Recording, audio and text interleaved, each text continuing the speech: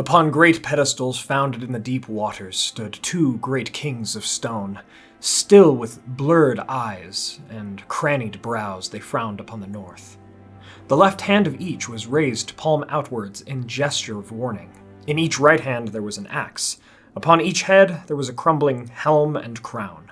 Great power and majesty they still wore, the silent wardens of a long-vanished kingdom. Hey everyone, Yoiston here, and I hope you all are doing well, wherever you are in Middle-earth. Today we are taking a look at the Argonath and the history of these wondrous statues in Tolkien's works. As always, articles and videos that are related to today's content may be found in the description and cards. My friends, thank you all so much for being here. Let's begin our tale.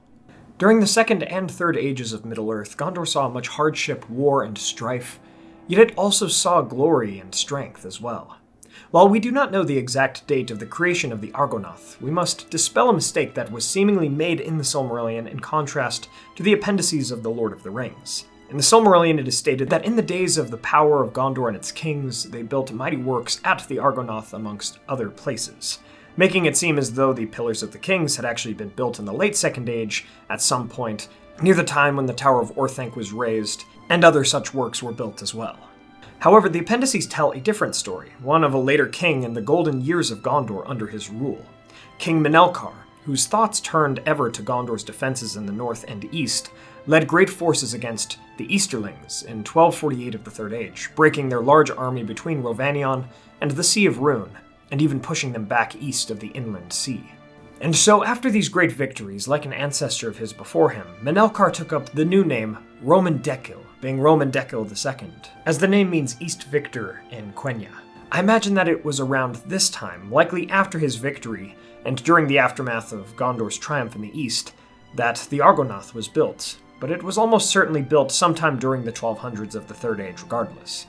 Since the Silmarillion was not published in a state that Tolkien himself would have considered finished, I would say that any conflict in lore between the Silmarillion and Lord of the Rings should end with the latter having the final say. Indeed, the Argonath, meaning King Stones in Sindarin, was built to resemble the kings Isildur and Anárion, the first kings of Gondor besides High King Elendil. Yet since Isildur and Anárion had built Minas Ithil and Minas Anor respectively, and ruled jointly from Osgiliath together, and had themselves founded Gondor, there was something more personal about them to the Gondorians. They were placed just north of the lake Nen Hithoel, the lake in which the river Anduin passes through, before passing by the small isle of Tol Brandir and down the falls of Rauros. On either side of Nen Hithoel, outposts of Gondor sat, Amon La and Amon Hen, guarding the northern realm of Gondor from the Easterlings. The Argonath depicted Isildur and Anárion in great majesty, holding axes in their right hands, while their left hands were held in open defiance, as a warning, likely a twofold warning as I've interpreted it. One to any enemies who were entering Gondor from the north, and also about the waterfall to come, for any that were on boats. At least that is something I've always thought.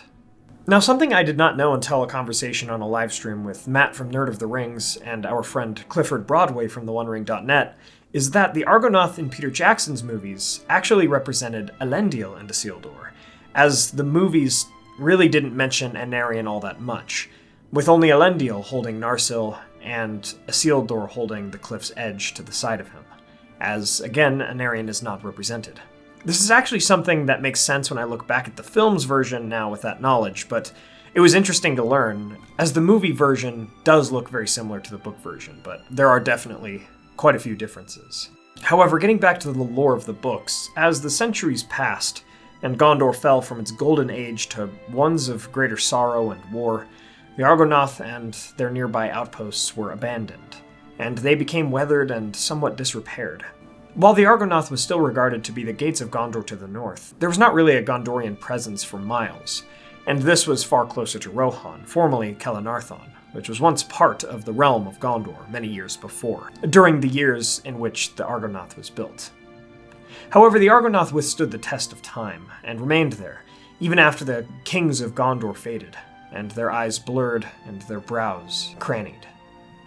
The Fellowship of the Ring passed under the Argonath in 3019, and they could feel the might and power and even dread of the majesty of the kings of old.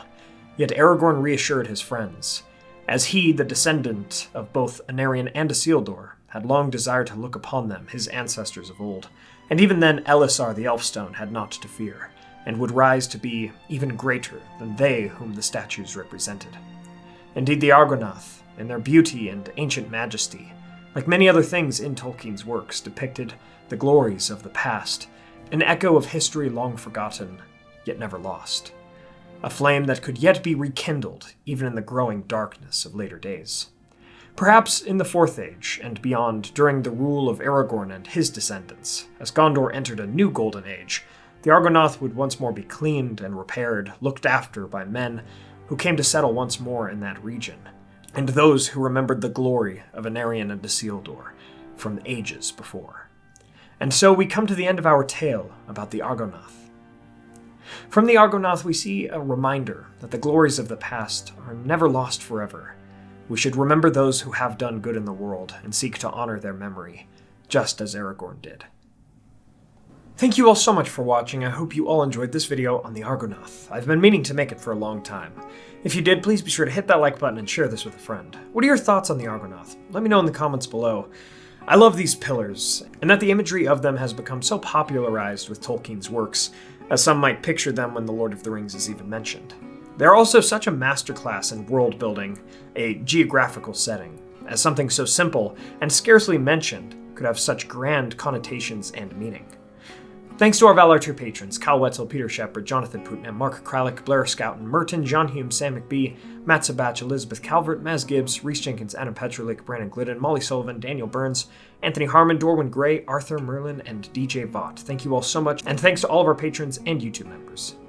Please subscribe and hit that bell button to join the Men of the West and all of the free peoples today, and I'll see you all again next week with a video on the history of Ar-Pharazôn the Golden, last king of Númenor. You all are the best, my friends. Thank you all so much for joining me on this adventure. Until the next one.